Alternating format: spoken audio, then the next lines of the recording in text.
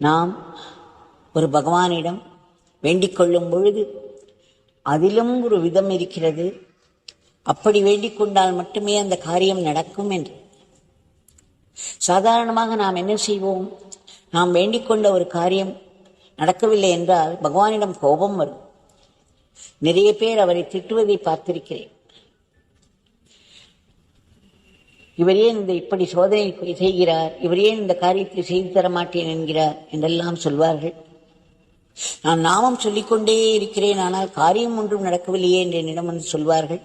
பிறகு நான் எத்தனை மணி நேரம் நீங்கள் நாமம் சொல்கிறீர்கள் என்று கேட்டபொழுதுதான் உண்மை வெளியாகும்.